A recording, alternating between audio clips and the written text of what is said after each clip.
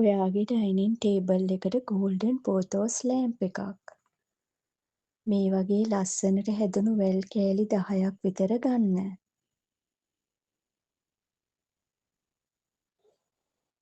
මේ පේන විදිහට එකින් එක වැල් අරගෙන මිටියක් වගේ එකට එකතු කරගන්න.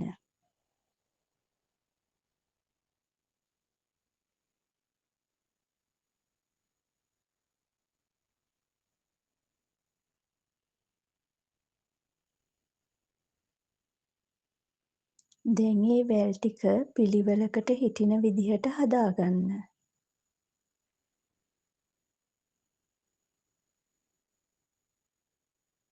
වැල් එකින් එක පරිස්සමට මිටියට එකතු කරගන්න.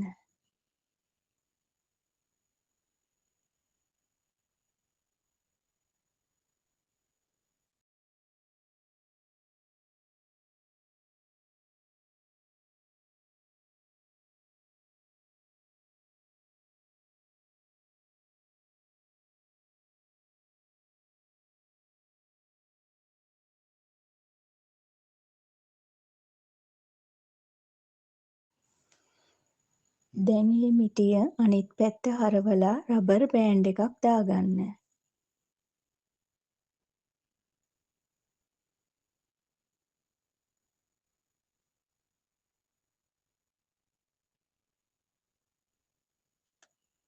මේ බලන්න මේ විදිහට හදාගන්න.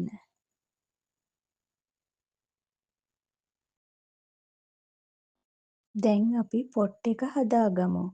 ස්ටෑන්ඩ් එකකට සවි කරපු මේ වගේ පොට් එකක් අරගෙන මාධ්‍ය භාගයක් වෙන්න පුරවගන්න. අපි කලින් හදාගත්ත බුෂ් එක පොට් එක මැදට වෙන්න හිටවගන්න.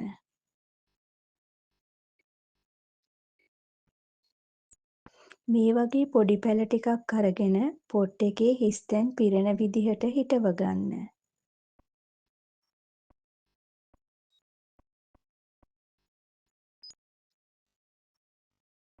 මේකේ ෂේප් එක ලෑම්ප් එකක් වගේ නිසයි මම ඒ නම දැම්මේ.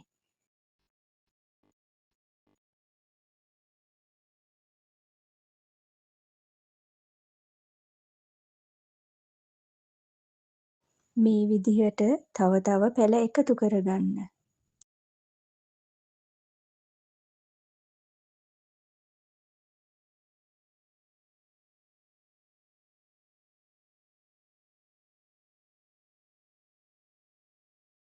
කොළ අතරින් පරිස්සමට මාධ්‍ය දාගන්න.